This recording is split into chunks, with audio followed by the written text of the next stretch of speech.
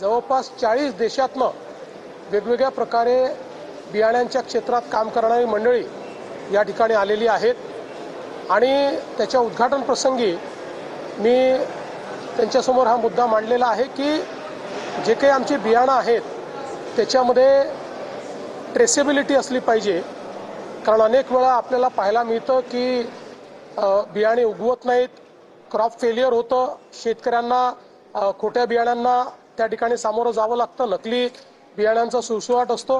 त्यामुळे ब्लॉकचेन पद्धतीनं पुढच्या काळामध्ये बियाण्यांचा सर्व व्यवहार झाला पाहिजे आणि त्याचसोबत आज वातावरणातल्या बदलांचा जो शेतीवर परिणाम होतोय त्या परिणामाचा विचार करून आपल्याला बियाण्यांच्या क्षेत्रामध्ये इनोव्हेशन आणलं पाहिजे आणि नवीन प्रकारचे वाण की जे क्लायमेट रेझिलियंट म्हणजे वातावरणातल्या बदलाचा जो परिणाम आहे त्या परिणामाला त्याचा सामना करू शकतील अशा प्रकारचं बियाणं आपल्याला तयार करता आलं पाहिजे आणि त्या दृष्टीने केंद्र सरकार राज्य सरकार सोबत बियाण्यांच्या सर्व ज्या काही आपल्या कंपनीज आहेत त्यांनी योग्य पद्धतीनं एक कोलॅबरेशन केलं पाहिजे।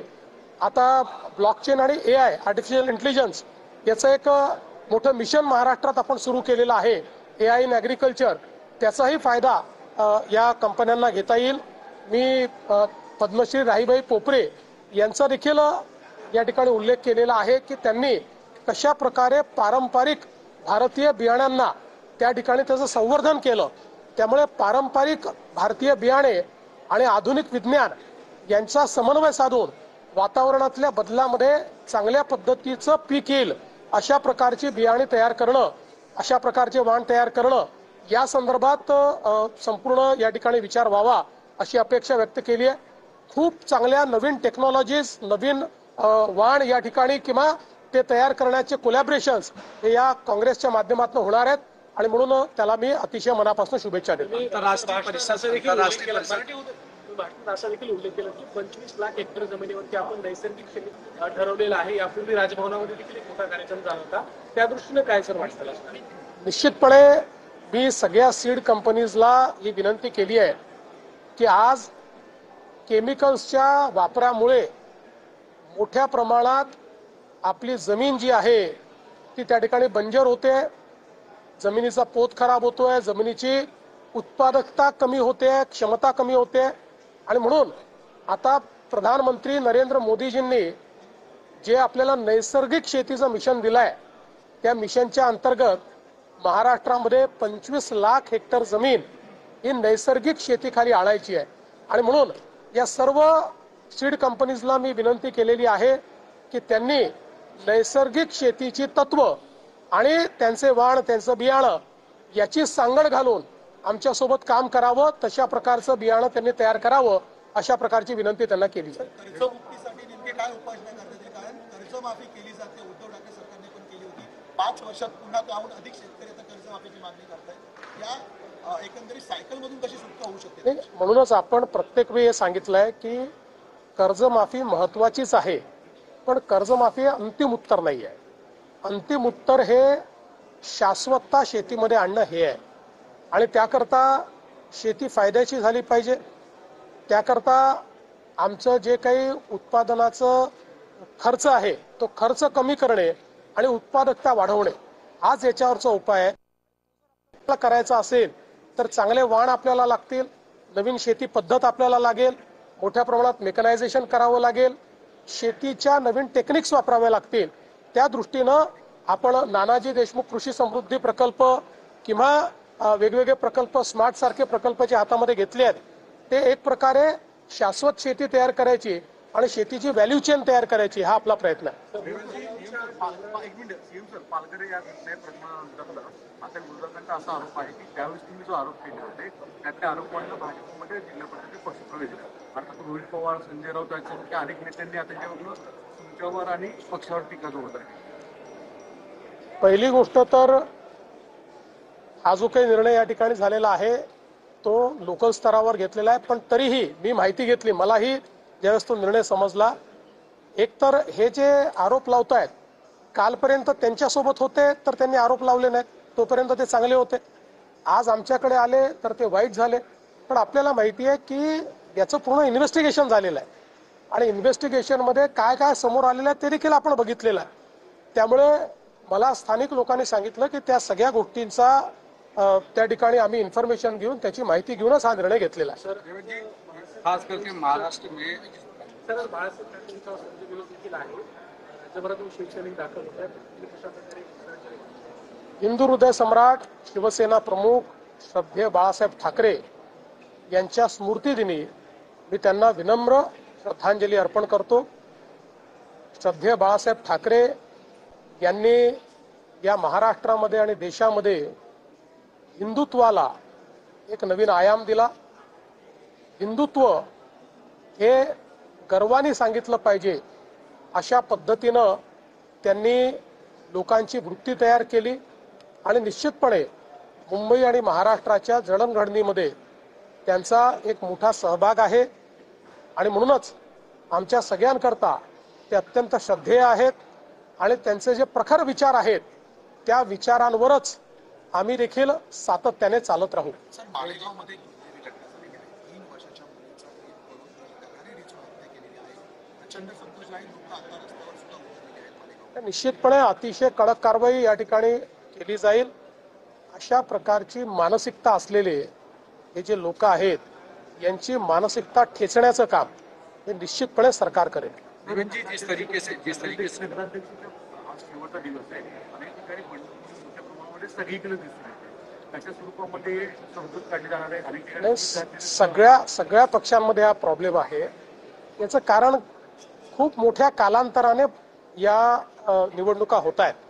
काही ठिकाणी 7-7 वर्षांनी निवडणुका होत आहेत आणि म्हणून साहजिक प्रत्येकाला वाटतंय की आपल्याला लढायलाच पाहिजे. 7 वर्ष गेले, आता पुन्हा संधी कधी मिळणार आणि म्हणून काही प्रमाणात बंडखोरी आहे. पण आमच्या पक्षात जी काही बंडखोरी आहे त्या सगळ्यांशी चर्चा करून आम्ही त्यांचं समाधान करू. एकत्र आलेले आहेत शिवाजी पार्कमध्ये. मात्र डबेवाल्यांनी आज ठाकरेंची साथ सोडून महायुतीला पाठिंबा देण्याचा निर्णय घेतला. त्यांचं म्हणणं आहे त्यावेळी 17ला आम्ही पाठिंबा दिलेला, त्यांनी काही घोषणा दिलेली मात्र त्याची पूर्ती गेल्या 8 वर्षात त्यांनी केलेली नाही. मी आमच्या डबेवाल्यांचा आभार मानतो. महाराष्ट्राच्या आणि मुंबईच्या इतिहासाचा एक अविभाज्य अंग आमचे डबेवाले आहेत आणि आपल्याला माहिती आहे की आंतरराष्ट्रीय स्तरावर देखील त्यांच्या व्यवस्थापन शास्त्राचा अभ्यास केला जातो. आम्ही गेले काही काळ प्रयत्न केला. आमच्या डबेवाल्यांकरता त्यांचा घराचा प्रश्न सोडवण्याचा प्रयत्न आम्ही केला. आमच्या श्रीकांत भारतीयांनी एक एक्सपिरियन्स सेंटर आंतरराष्ट्रीय अशा प्रकारचं सुरू केलं. त्यामुळे एक प्रकारचा त्यांचा विश्वास आमच्यावर आहे. आणि हे जे सगळे डबेवाले आहेत आपण जर बघितलं तर हे बहुतांश सगळे वारकरी आहेत, माळकरी आहेत, अतिशय संस्कारी अशा प्रकारचे सगळे लोक आहेत. त्यामुळे निश्चित त्यांचा पाठिंबा हा अत्यंत महत्त्वाचा आहे. मी त्यांना कुठल्या राजकारणात ओढू इच्छित नाही. ती चांगली मंडळी आहेत. त्यांचा पाठिंबा मिळाला तर तो एक प्रकारे माऊलीचाच आशीर्वाद आहे. तर लोकल बॉडी इलेक्शनच्या पार्श्वभूमीवर विविध प्रकारच्या म्हणजे काही चमत्कारी कृती पाहायला मिळतात. सातारमध्ये शिंदे गट आणि ठाकरे गट एकत्र आहे. चिंचवडमध्ये सुद्धा शरद पवारांची राष्ट्रवादी, अजित पवारांची राष्ट्रवादी. अजून काही समीकरण पाहायला मला असं वाटतं की लोकल बॉडी इलेक्शन मध्ये ज्या काही अलायन्सेस होतात त्याला लार्जर पर्स्पेक्टिव्ह मध्ये किंवा एका मोठ्या चित्रात बघणं अयोग्य आहे. कारण गावामध्ये अनेक वेळा गटातटाचं राजकारण असतं. आमचं आणि आमच्या मित्रपक्षांचं खूप पटत असलं तरी गावातल्या एखाद्या गावात स्थिती अशी असते की तिथले 2 या मित्रपक्षांचेच नेते हे एकमेकाचे जानी दुश्मन असतात. त्याच्यामुळे ते वेगळे लढतात. असं सगळ्या पक्षांमध्ये आहे. त्यामुळे काही प्रमाणात आपल्याला लोकल बॉडी इलेक्शनमध्ये पाहायला मिळतं आणि मला असं वाटतं की त्याच्याकडे फार गांभीर्याने बघू नये. कारण शेवटी तो गावगाड्याचा प्रश्न आहे. गावामध्ये ज्याला साधारणपणे असं वाटतं की बाबा याच्यासोबत जाऊन आपलं भलं होईल त्यात ते करत असतात. 10% ॲब्रेशन असतात, 90% बरोबर असतं.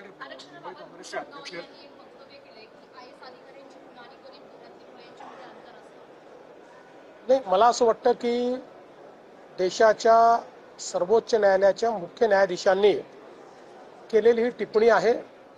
त्याच्यामुळे त्याचा गांभीर्यानेच विचार होईल.